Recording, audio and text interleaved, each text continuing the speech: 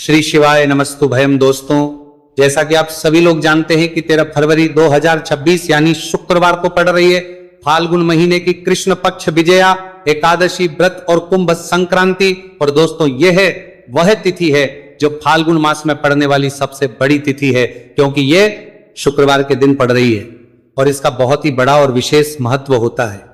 पूज्य गुरु जी ने कहा है कि अगर कभी भी मौका लग जाए और फाल्गुन महीने की कृष्ण पक्ष विजया एकादशी व्रत शुक्रवार को पड़ जाए तो आप लोगों 11 चावल के दाने का उपाय तो अवश्य ही करना चाहिए। इन दोनों का संयोग बहुत ही कम आता है। इसी के साथ में गुरु जी ने अपने शिव पुराण कथा में बताया है कि इस दिन आपको 11 चावल दाने का उपाय तो आपको अवश्य ही करना चाहिए, क्योंकि ऐसा दिन पूरे साल में सिर्फ एक ही बार आता है। और दोस्तों, आप सभी लोग जानते हो कि शुक्रवार एकादशी तिथि का अगर सबसे बड़ा कोई उपाय है तो वह 11 चावल के दाने वाला उपाय है। तो दोस्तों, इस शुक्रवार एकादशी तिथि के दिन आप लोगों को इस 11 चावल दाने वाले उपाय को जरूर करना है। बहुत सारे लोग होंगे जिन लोगों ने इस उपाय को ना किया हो, मतलब पूरा साल निकल गया, उन्होंने किसी भी दिन इस 11 चावल के दाने वाले उपाय को ना किया हो। पर दोस्तों, आपके पास एक आखिरी मौका बचा हुआ है, जो कि 13 फरवरी शुक्रवार एकादशी तिथि के दिन है। तो इस दिन आप लोगों को इस वाले उपाय को जरूर कर लेना है। भले ही आप पूरे महीने भर इस उपाय को ना किया हो, पर अगर आपने इस फाल्गुन महीने की एकादशी तिथि के दिन अगर इस वाले उपाय को कर लिया तो आपको इस उपाय को करने का वह फल मिलेगा जिसकी आपने कभी कल्पना भी नहीं करी होगी।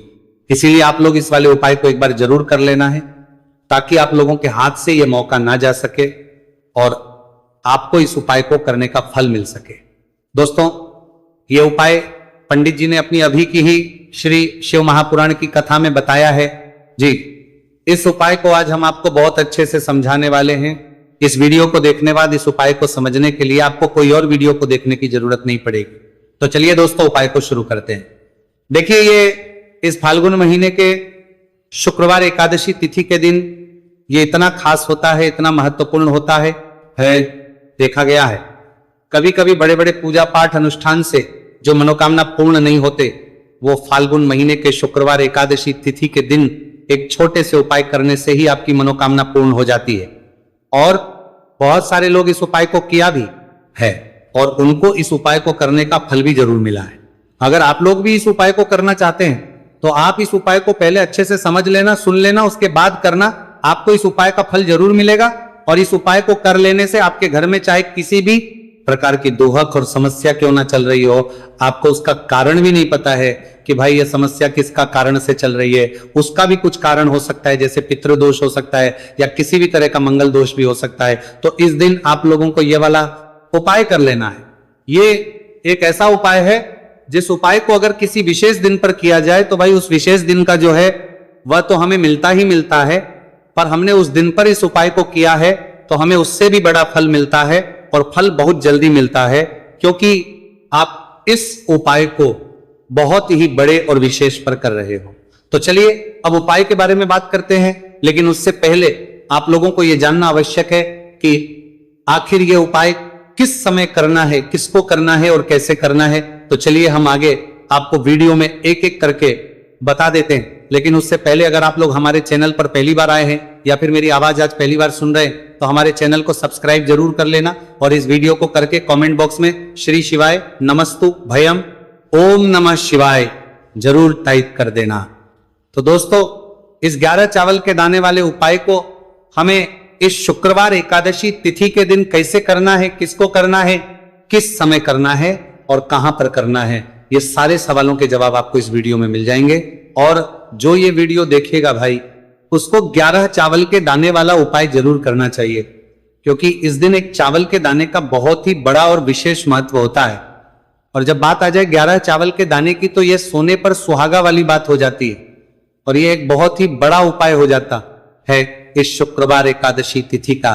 तो अब दोस्तों, इस 11 चावल के दाने वाले उपाय को आखिर करना किसको है, सबसे पहले हम लोग वो बात जान लेते हैं। तो देखो, घर की जो बड़ी माताएं बहनें होती हैं, उन माताओं बहनों में से कोई भी एक बड़ी माता बहन इस वाले उपाय कर सकती है। और दोस्तों, अगर आप चाहे तो अपने घर में से सभी सदस्यों को भी इस उपाय को करवा सकते हैं। अगर किसी व्यक्ति की खुद की कोई मनोकामना है खुद की कोई दुख और परेशानी है जो कि वो अपने लिए ही करना चाहता है, इस वाले उपाय को तो वो खुद अपने लिए भी कर सकता है। बाकी अगर कोई घर में से ऐसा है जो कि अपने पूरे घर परिवार की सुख और शांति के लिए ये वाला उपाय करना चाहता है तो भाई वो भी कर सकता है, उसमें भी कोई दिक्कत वाली नहीं है। कहने का मतलब यह है कि इस उपाय को हर एक सदस्य भी कर सकता है और पूरे घर परिवार के सदस्य के लिए घर की बड़ी माताओं बहनों में से कोई एक माता बहन भी कर सकती है। माताएं बहनें अगर घर में उपस्थित ना हो या वो ये वाला उपाय ना कर पा रही हो तो फिर घर का कोई बड़ा सदस्य भी इस 11 चावल के दाने वाले उपाय को कर सकता है, चाहे फिर वो पुरुष ही क्यों ना हो, उसमें कोई भी दिक्कत वाली बात नहीं है। अब दोस्तों इस 3 बल के दाने वाले उपाय को हमें करना कहां पर है? हमें इसे शिव जी के मंदिर में जाकर करना है। बहुत सारे लोग प्रश्न करते हैं हर एक उपाय को करते समय क्या हम इस उपाय को घर पर कर सकते हैं? तो इस वाले उपाय को आप घर पर नहीं कर सकते हो। इस वाले उपाय को करने के लिए आपको शिव जी के मंदिर ही जाना पड़ेगा। उसके बाद में दोस्तों जो अगला प्रश्न निकल कर आता है वह यह आता है इस उपाय को लेकर के आखिर इस उपाय को हमें किस समय करना है? सुबह के समय करना है कि शाम के समय करना है? तो देखो इस वाले उपाय को आप लोग सुबह के समय भी कर सकते हो और शाम के समय प्रदोष काल में भी कर सकते हो। अब अगर आप पूछो कि भाई सबसे उत्तम समय कौन सा रहेगा इस 31 चावल के दाने वाले उपाय को करने का, तो हम आपसे बस यही कहेंगे कि इस उपाय को आप सुबह के समय करेंगे तो ज्यादा बेहतर होगा। बाकी अगर प्रदोष काल शाम के समय भी करेंगे तो भी अच्छा होगा, उसमें कोई भी दिक्कत वाली बात नहीं है। तो अब दोस्तों अगली सबसे बड़ी और महत्वपूर्ण बात आती है, वह ये आती है कि सुबह अगर हम उपाय को करेंगे तो हमें कितने बजे से लेकर कितने बजे तक के बीच में करना है, और शाम के समय प्रदोष काल में करेंगे तो हमें कितने बजे से लेकर कितने बजे के बीच में करना है। तो देखो सुबह जितनी जल्दी हो सके आप उपाय को करने की कोशिश करना। बाकी अगर किसी कारणवश लेट भी हो जाती, देर भी हो जाए तो 10 या 11 बजे तक भी आप उपाय कर लेना, पर 12 बजे से ज्यादा देरी ना हो, ठीक है, इस बात का ध्यान रखना। उसके बाद में दोस्तों अगर शाम के समय प्रदोष काल की बात करें, प्रदोष काल का जो समय है होता है वह शाम के 6 बजे से शुरू हो जाता है। मतलब शाम के 6 बजे से लेकर 7 बजे के बीच का जो समय होता है यह समय प्रदोष काल का समय होता है।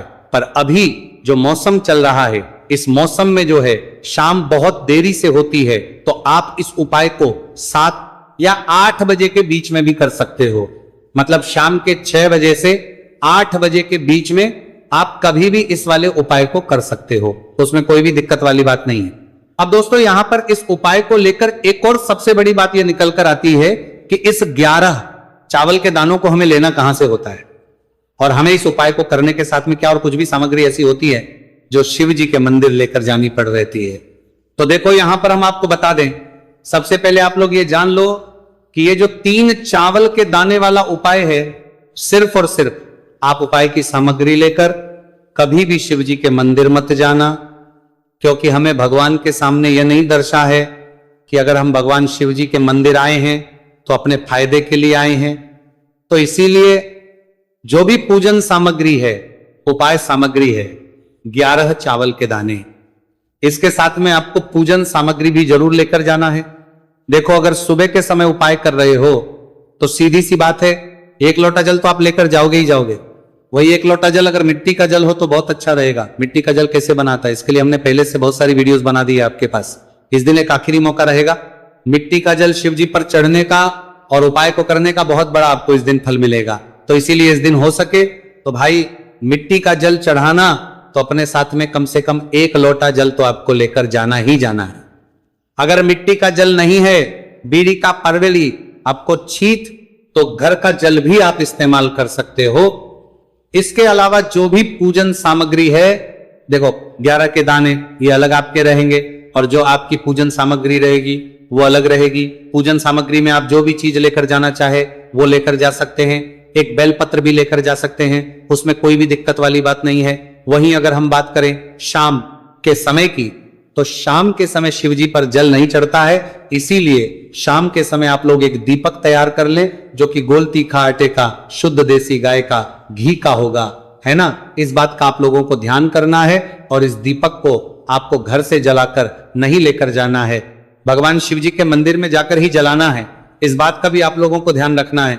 अब दोस्तों यहां पर हमें इस बात को समझना है कि ये 11 चावल के दाने हमें लेना कहां से है। क्या हमें दुकान से लेकर आना है, या हमें अपने घर से लेना है, या कहां से लेकर आना है, और कौन से चावल लेना है, क्योंकि चावल भी बहुत प्रकार के होते हैं। तो देखो, इन सभी सवालों के जवाब आप लोग एक बात में सुन लो कि भाई जो उपाय है, इस उपाय में आपको यह नहीं देखना है कि भाई कौन से चावल है, कौन से चावल नहीं है।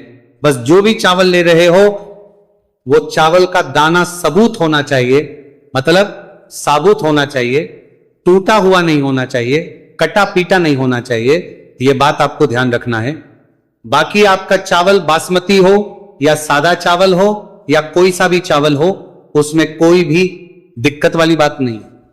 तो सीधी सी बात है कि आपके घर के रसोई घर में जहां पर आप बनाते हो, वहां पर जो भी चावल आपके उपस्थित हो, उन चावलों में से अपनी एक कटोरी भर लेना या एक मुट्ठी चावल अलग से निकाल कर रख लेना, क्योंकि हम 11 चावल यहां पर इस उपाय में लेने वाले हैं, तो हमें ये चावल के दाने गिनकर निकालने पड़ेंगे। इस बात का आप लोगों को ध्यान रखना है। तो अपने उस चावल की कटोरी में से या चावल में से 11 ऐसे चावल के दाने आप लोग निकाल लो जो कि टूटे हुए ना हो, कटे पीटे ना हो, कोई दाग ना लगा हुआ हो, है ना।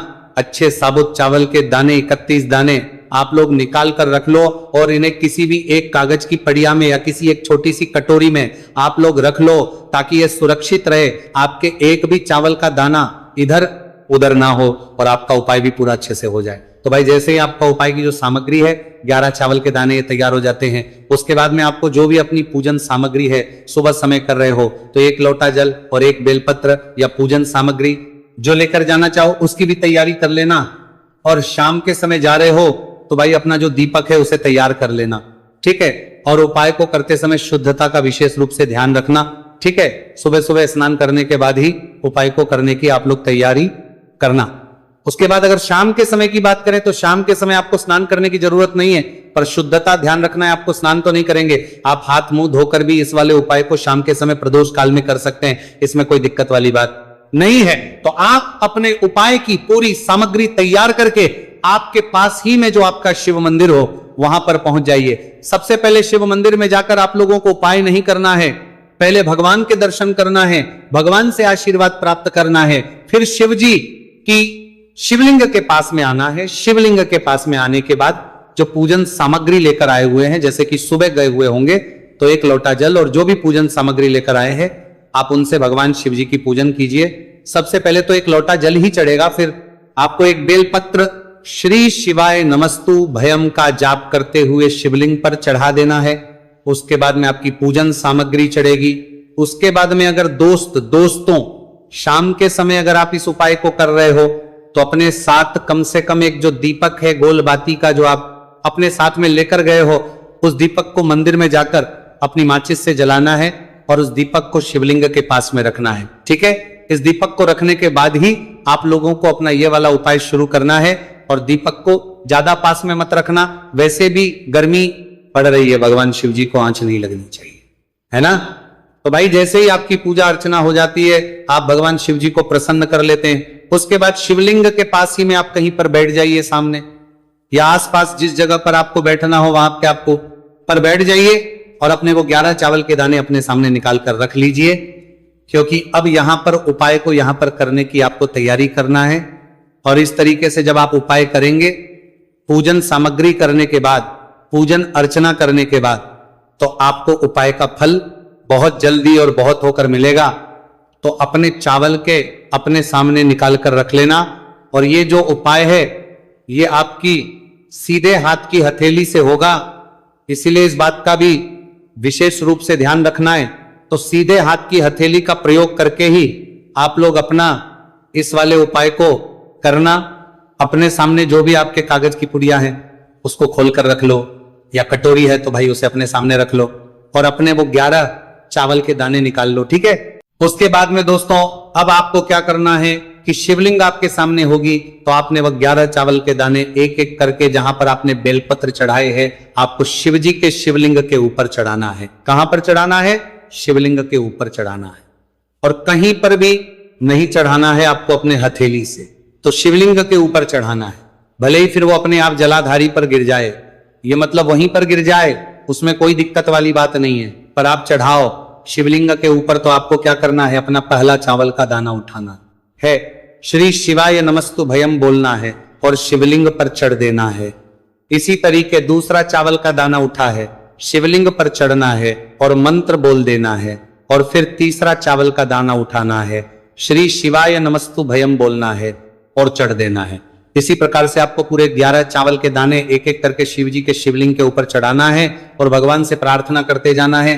मतलब प्रार्थना तो आपको आखिरी में करना है, पर हर एक चावल के दाने को चढ़ाते समय श्री शिवाय नमस्तु भयम जरूर बोलना है। उसके ही में यह चावल का दाना शिवलिंग के ऊपर आपको चढ़ाना है। जैसे ही आपके 11 चावल के दाने शिवलिंग के ऊपर चढ़ते हैं तो भाई उसके बाद में आपको क्या करना है, भगवान से अपनी मनोकामना बोलना है। मनोकामना भी कब बोलना है, जब आपका 11 चावल का दाना आपके सीधे हाथ की हथेली में हो और आप उसे चढ़ाने के लिए जा रहे हो, श्री शिवाय नमस्तु भयम बोलकर उस आखिरी चावल के दाने को शिवलिंग के ऊपर चढ़ा देना। भगवान से फिर अपनी वो मनोकामना बोल देना, जिस मनोकामना के लिए आप लोग अपना ये वाला उपाय कर रहे हो, जिस भी दुहक और परेशानी के लिए आप लोग अपना ये वाला उपाय कर रहे हो, उसके बाद में जैसे ही आप अपनी मनोकामना बोल देते हो, आपका ये वाला उपाय पूरा हो जाता है। पर दोस्तों, उपाय को करने के बाद आप लोगों को 2 मिनट भगवान शिव जी के मंत्र का जाप जरूर करना है। और मंत्र का जाप करने के बाद भगवान से एक और बार करना है अपनी मनोकामना के लिए या अपनी जो भी दुख और परेशानी है उसके लिए। इसके बाद में आप लोग भगवान को देखकर, भगवान से प्रार्थना करके, उनसे आशीर्वाद